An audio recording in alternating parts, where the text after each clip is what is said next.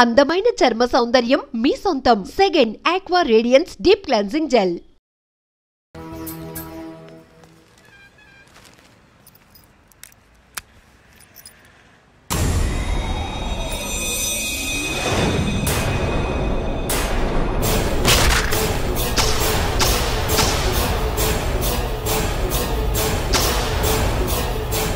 అగ్గిపెట్టి తీసుకో.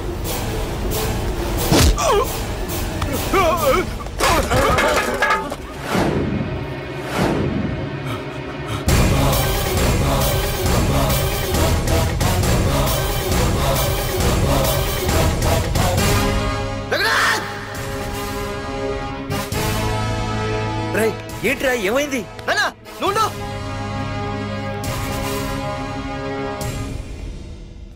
రఘునాథ్, నీకు ఆ రోజే చెప్పాను, నీకేమైనా అభ్యంతరం ఉంటే ముందే చెప్పమని. ఇలా వెనక నుంచి పొడిపించడాలు నరికించడాలు నాకు నచ్చవు. ఒక పక్క ఎంగేజ్మెంట్ ఫంక్షన్ అని బిల్డప్ ఇస్తూనే మరో పక్క నన్ను చంపించడానికి ట్రై చేస్తున్నావు. ఏం మాట్లాడుతున్నావు? నిజం మాట్లాడుతున్నాను, చెప్పరా చెప్పు. మీరే కదా నన్ను చంపేమంది. నేను చంపమంటావు ఏంట్రా? పార్థు నా కాబోయే అల్లుడు. అయ్యా, మీరు అమెరికా వెళ్తూ ఒక కవర్ ఇచ్చారు కదయ్యా. అవును ఇచ్చాను. ఆ కవర్ లో ఈ బాబు ఫోటోనే ఉందయ్యా. ఏంటి? పార్థు ఫోటో ఉందా? అవునయ్యా. మళ్ళీ కొత్త నాటకమా? నాటకం ఏంట్రా నాటకం? నీకు ప్రకాష్ కు గొడవలు ఏమైనా ఉన్నాయా? వాడెవడు? హైదరాబాద్ సిటీ మొత్తాన్ని కను సైకిల్తో శాసించే కింగ్ మేకర్ ప్రకాష్. ప్రతి ఏరియాలోనూ వాడికి బ్రాంచులున్నాయి. ఇక్కడ వాడికి ఏమైనా పనులుంటే నేను చేసి పెడతాను, అక్కడ నాకేమైనా పనులుంటే వాడు చేసి పెడతాడు. మొన్న అమెరికా వెళ్లే హడావిడిలో వాడు పంపిన కవర్లో ఎవరి ఫోటో ఉందో చూడలేదు. ఆ కవర్లో నీ ఫోటో ఉందంటే వాడికి నీకు ఏదో ఉంది. చూడండి, ఆ ప్రకాష్ ఎవడో, వాడి దగ్గరికి నా ఫోటో ఎలా వెళ్ళిందో కూడా నాకు తెలియదు. పార్థు, ప్రకాష్ టార్గెట్ పెట్టాడంటే ఆకలితో ఉన్న సింహం వేటకు బయలుదేరినట్టే. ఇప్పటికే నీ ఫోటో అన్ని ఏరియాలకు వెళ్ళుంటుంది. చూడు పార్థు, ఒక తండ్రి ఎలా ఆలోచిస్తాడో నువ్వు ఆలోచించి ఆ రోజు నా కూతుర్ని ప్రేమించడానికి నా దగ్గర పర్మిషన్ అడిగావు. అలాగే ఈరోజు ఆలోచించు. చూస్తూ చూస్తూ రేపో మాపో చావబోయేవాడికి నా కూతుర్నిచ్చి దాని జీవితం నాశనం చేయలేను. నా కూతుర్ని మర్చిపో. మీరు మర్చిపోమంటే మర్చిపోవడానికి, వాడెవడో వచ్చి చంపేస్తానంటే చచ్చిపోవడానికి నేనేం చేతగాని వాడిని కాదు. పార్థసారథి.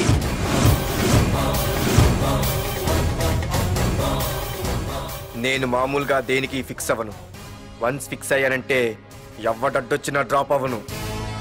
నేనే హైదరాబాద్ వెళ్తా, ఆ ప్రకాష్ ఎవడు వాడి సంగతి ఏంటో తేల్చుకుని వస్తా. మాధురి, పెద్దలు నిర్ణయించిన ముహూర్తానికి ఈ నెల 28వ తారీఖు రాత్రి 9:29 సింహాచలం గుళ్ళో మన పెళ్లి. ఇందులో ఏ మార్పు ఉండదు.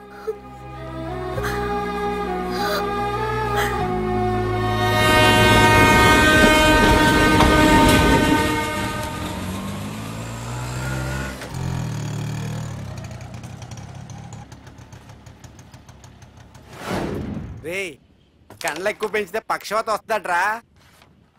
ఏరా మామా, ఏంటి మళ్ళీ సస్పెండ్ అయ్యావా? సస్పెండ్ అయితేనే కదా హైదరాబాద్ వచ్చేది. ఏంట్రా అలా ఉన్నావు? ప్రకాష్ అంటే ఎవడ్రా? వాడెందుకు ఇప్పుడు నన్ను చంపడానికి ట్రై చేస్తున్నాడు. వాడు నిన్ను చంపడానికి ట్రై చేయడం ఏంట్రా? అదే నాకు అర్థం కావట్లేదు. ఒరేయ్, ఆ రోజు మార్కెట్ లో కొట్టావు చూడు, వాళ్ళు ప్రకాష్ మనుషులేరా? ఇవన్నీ వాళ్ళకి మామూలేరా. కొడతారు, కొట్టించుకుంటారు, చంపుతారు, చేస్తారు. అంతెందుకు, మన స్టేషన్కి వెళ్ళే దారిలో రోడ్డు పక్కన ఆ ప్రకాష్ తమ్ముని ఎవరో చంపి పడేశారు తెలుసా? పేపర్లో కూడా పడింది. రే, ఆ పేపర్ ఉందా?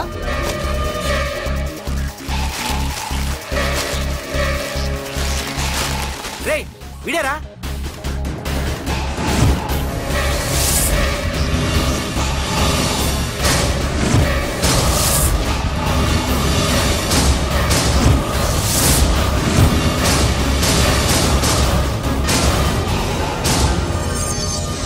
ఆ రోజు మా నాన్న ఫోన్ రాగానే నేను వైజాగ్ వెళ్ళటానికి స్టేషన్కి బయలుదేరాను.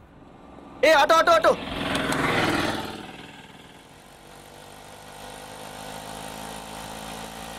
ఈడిని మాత్రం వదలకూడదు. ఆటో బాబు, రైల్వే స్టేషన్కి వస్తావా? సవారీ ఉంది సార్. వీడు సవారీ. Sorry sir. సార్, మీరు ఎక్కడ దాకా వెళ్తున్నారు సార్? ఈస్ట్ మారేడుపల్లి. సార్, కొంచెం స్టేషన్ దాకా లిఫ్ట్ ఇస్తారా? నా ట్రైనింగ్ టైం అవుతుంది. సరే ఎక్కు. Thank you sir. Sir me parent sir? Railway స్టేషన్కి వెళ్ళడానికి పేరు అవసరం లేదనుకుంటా. ఏదో కొంచెం టైం పాస్ కావాలి కదా. నీ పేరేంటి? నా పేరు పార్థు. రామ్, జానకి రామ్. సార్ మీరు ఏం చదువుతున్నారు సార్? Second class. పెద్ద తర్వాత ఏమనుకుంటున్నారు? ఏపీజే అబ్దుల్ కలాం. అబ్బో, ఎవరైనా డాక్టర్ ఇంజనీర్ అవ్వాలనుకుంటారు, మీరేం సార్ ఏకంగా రాష్ట్రపతి పోస్ట్కి ఎసరు పెట్టారు? అంతకన్నా పెద్ద పోస్ట్ ఉందా?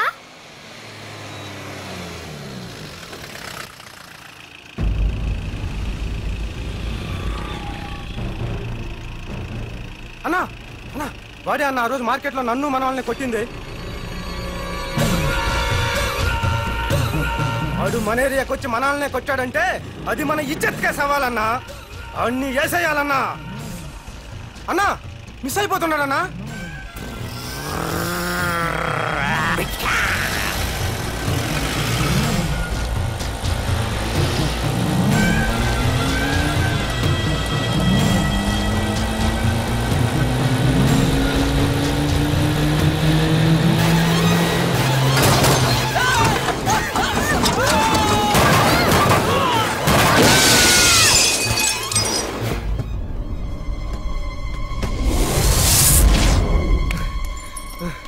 చిన్న రే చిన్న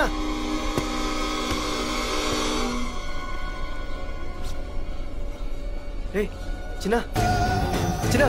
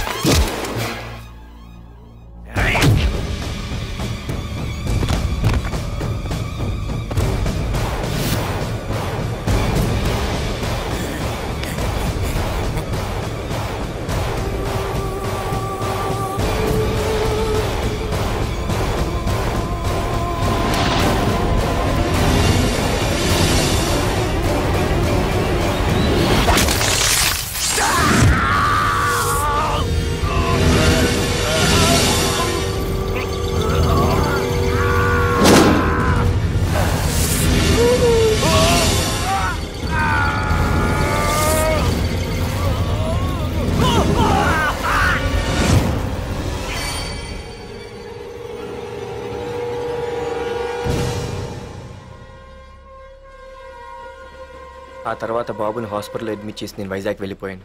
కానీ ఇప్పుడే అర్థమైంది ప్రకాష్ తమ్ముడు పడిపోలేదు, చనిపోయాడని. మరి ఇప్పుడు ఏం చేద్దాం అనుకుంటున్నారా?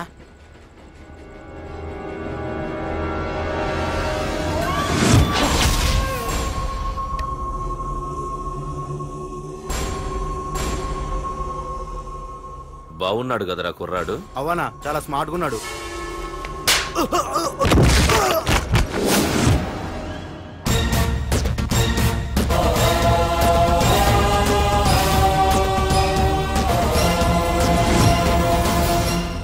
నా పేరు పార్థు.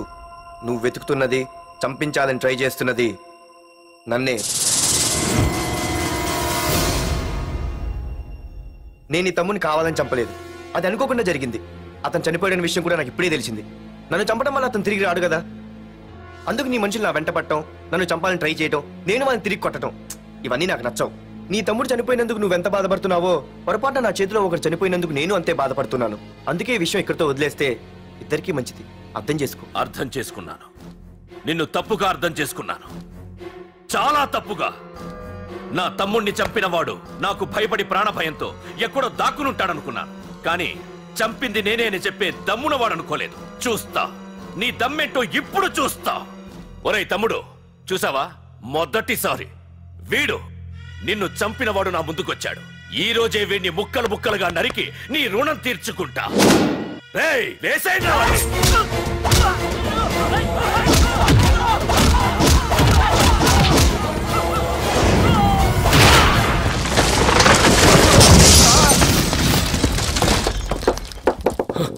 రే ప్రకాష్, నాకు సైలెన్స్ అన్నా వైలెన్స్ అన్నా అస్సలు నచ్చవు. పొరపాటున మొదలు పెట్టానంటే కథలు కథలుగా చెప్పుకుంటారు. ఇంకొకసారి నువ్వు ఈ పార్దుని తలుచుకుంటే నీ చావుని నువ్వు తలుచుకున్నట్టే.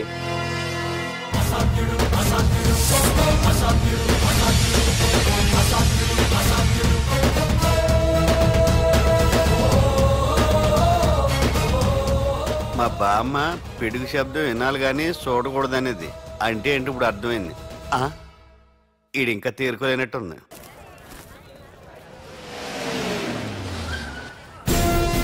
ఎక్కడి నుంచి వస్తున్నావు? నాకు తెలుసు, ప్రకాష్ దగ్గర నుంచి కదూ. తంబు మర్డర్ కేసు ఇన్వెస్టిగేషన్ చేసింది నేనే. అతన్ని నేను కావాలని చంపలేదు సార్. ఒక కుర్రాన్ని కాపాడే ప్రయత్నంలో అలా జరిగింది. తెలిసి చేసినా తెలియక చేసినా తప్పే అని ఫీల్ అయ్యాను. అందుకే ఆ ప్రకాష్ని కలవడానికి వెళ్ళాను. తంబుని చంపటం తప్పు కాదు పార్థు. మర్డర్ చేయడం తప్పు కాదంటున్నాడేంటని ఆశ్చర్యంగా ఉందా? రా బండెక్కు. నాకంతా తెలుసు పార్థు, నీ తప్పేం లేదు. దిగు.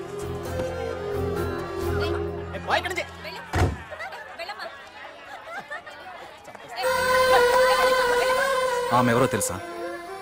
నాకంటే ముందు నా పోస్టులో ఉన్న పోలీస్ ఆఫీసర్ భార్య. తన కళ్ళ ముందే తన భర్తని ఆ తంబుగాడు అతి దారుణంగా నరికి చంపేశాడు. అది చూసి ఆవిడ పిచ్చిదైపోయింది.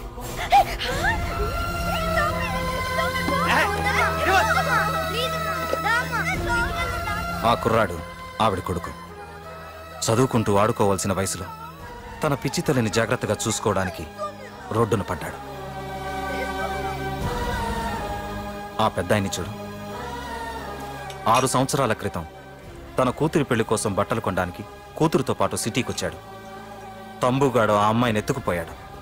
ఆ రోజు నుంచి ఈ రోజు వరకు తన కూతురు ఉందో లేదో తెలియకపోయినా ఎప్పటికైనా తిరిగి ఇవ్వకపోతారా అన్న చిన్న ఆశతో ఈ సిటీలో ఉండిపోయాడు. వీళ్లే కాదు పార్థు, ఒక్కసారి అటు చూడు. పశువులు కూడా ఉండలేని ఈ మురికి నీళ్ల పక్కన వీళ్ళెందుకుంటున్నారో తెలుసా? ఆ ప్రకాష్ గాడు తన తమ్ముడి పేరు మీద మల్టీప్లెక్స్ కట్టడానికి వీళ్ళుండే ఇళ్లని ఖాళీ చేయించి తన సొంతం చేసుకున్నాడు. వాణ్ణి ఎదిరించలేక వేరే దారి లేక వీళ్ళంతా ఈ దుర్భరమైన జీవితాన్ని గడుపుతున్నారు. ఇప్పుడు చెప్పు పార్థు, తంబుని చంపడం తప్పని ఇంకా నువ్వు ఫీల్ అవుతున్నావా? నువ్వు అడగచ్చు, ఇన్ని జరుగుతుంటే మీరేం చేస్తున్నారని. మా అధికారమే మాకు అడ్డమైంది. ప్రకాష్ గారిని టచ్ చేస్తే చాలు మినిస్టర్స్ నుంచి ఫోన్ కాల్స్, ఒక్కడుగు ముందుకేస్తే చాలు వెనక్కి రమ్మని హైకమాండ్ నుంచి ఆర్డర్స్. నా దృష్టిలో ప్రకాష్ని అరెస్ట్ చేయకపోవడం ఎంత తప్పో నిన్ను అరెస్ట్ చేయడం కూడా అంతే తప్పు. ఇదిగో నీ పర్స్. తంబు డెడ్ బాడీ దగ్గర దొరికింది. పార్థు, నిశ్చింతగా ఊరెళ్ళి నువ్వు ప్రేమించిన అమ్మాయిని పెళ్లి చేసుకుని హ్యాపీగా ఉండు. చూడు, నిన్ను నువ్వు రక్షించుకోవడానికి ఆ ప్రకాష్ని కాని వాడి మనుషుల్ని కానీ ఏమైనా చేయి. నీ వెనక నేనున్నాను. Wish you all the best.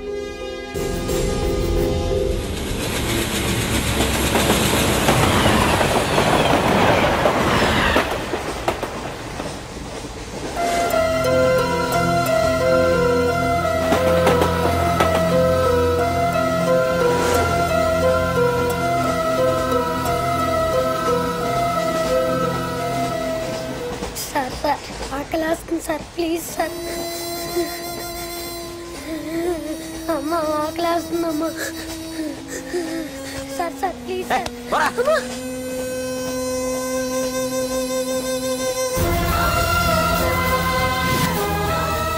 APJ Abdul Kalam.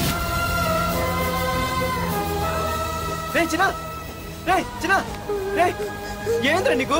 ఏంటి ఇలా ఉన్నావు? ఏమైందో చెప్పరా? చెప్పు. వాట్?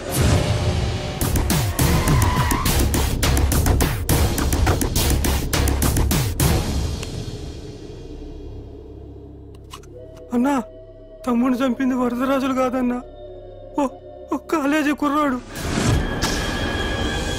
ఎవడ్రా? ఎక్కడ ఉంటాడు వాడు? చెప్పు. పేషెంట్ ని డిస్టర్బ్ చేయకండి. అతను ఇప్పుడే కోమా నుంచి కోలుకున్నాడు. చనిపోయే ప్రమాదం ఉంది. రే, నా తమ్ముడు ఆల్రెడీ చచ్చిపోయాడు రా. వెళ్ళు. చెప్పు.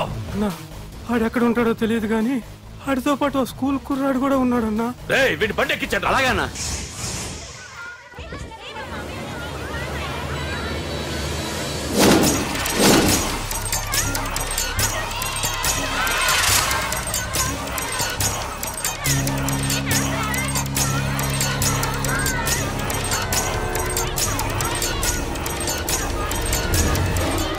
ఆకురాడన్నా.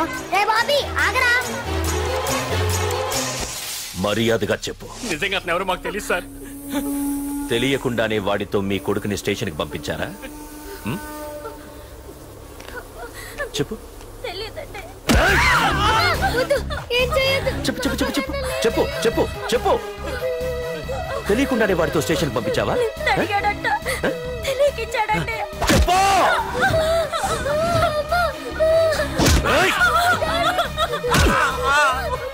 చెప్పవే, చెప్పు చెప్పు.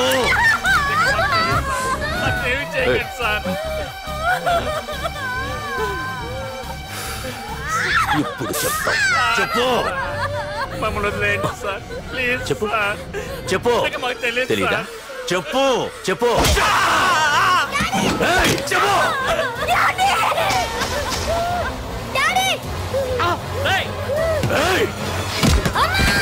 చెప్పు. ఇప్పటికైనా చెప్పవే. ఓడు నా చేతిలో చావాలి. చెప్పు.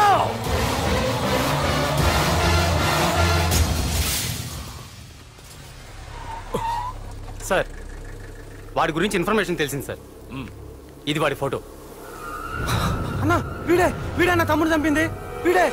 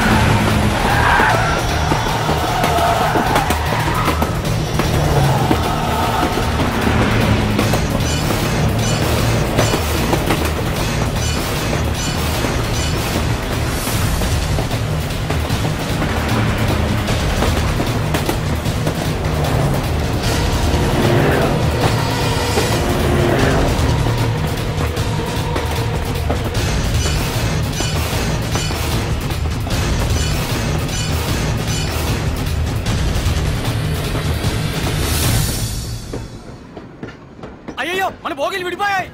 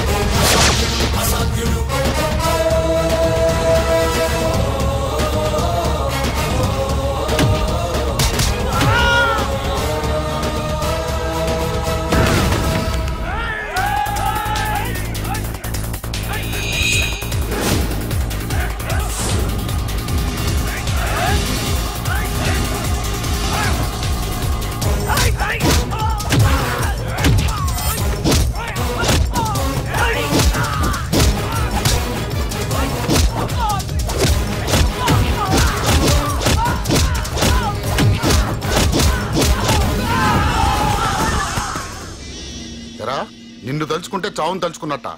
అంత మగాడివా? ఇప్పుడు తలుచుకోరా ఎవరిని తలుచుకుంటావు.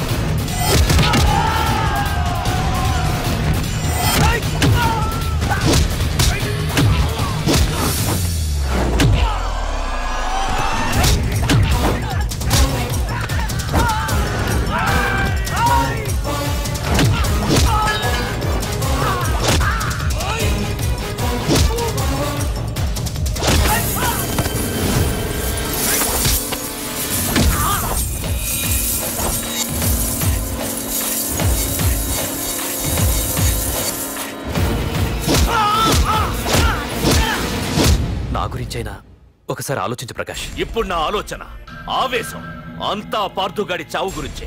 ఆల్రెడీ నా మనుషులు వెళ్ళారు. 5 నిమిషాల్లో వాడిని కాదు, వాడి శవాన్ని తీసుకొస్తాను.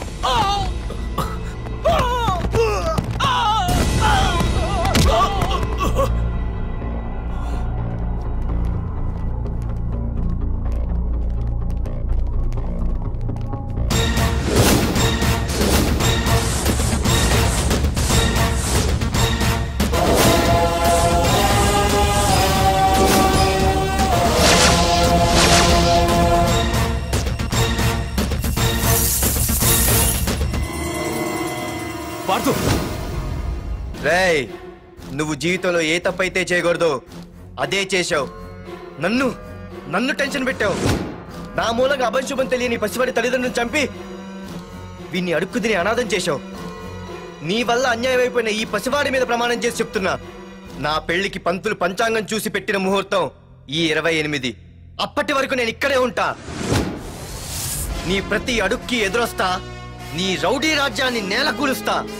నీ రాక్షసత్వం వల్ల ఇప్పుడు వీడు ఏ స్థితిలో అయితే ఉన్నాడో అదే స్థితికి నిన్ను తెచ్చి నడి రోడ్డు మీద నిలబెడతా. దానికి నేను పెట్టిన ముహూర్తం ఈ నెల 19. తెచ్చుకో. నీ బ్రాంచీల నుండి జనాల్ని తెచ్చుకుంటావో, నీ గోడౌన్ నుండి ఆయుధాలు తెచ్చుకుంటావో. ఒరే ప్రకాష్, పొరపాటున నా పొరచేయి తగిలితేనే పైకి పోయాడు నీ తమ్ముడు. అదే నే మనసు పెట్టి పిడికిలి బిగించి కొట్టానంటే పునర్జన్మ లేకుండా పోతావు.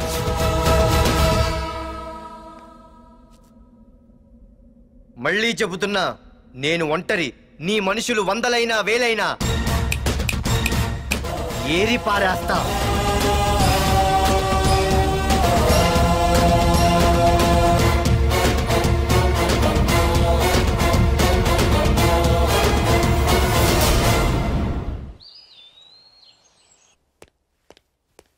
నాన్నా, పార్థు ఏం నాన్నా? నేను ఇంత టెన్షన్ పడుతుంటే నువ్వే మాట్లాడవేంటి? పార్థు తనని నమ్ముకున్న వాళ్ళని టెన్షన్ పెట్టడు, తనతో పెట్టుకున్న వాళ్ళకి టెన్షన్ పెడతాడు. అవునమ్మా, ఒక్క ప్రకాష్ కాదు, 100 మంది ప్రకాష్లు అడ్డొచ్చినా వాళ్ళంతు చూసి పెట్టిన ముహూర్తానికొచ్చి నీ మెళ్ళో తాళి కడతాడు.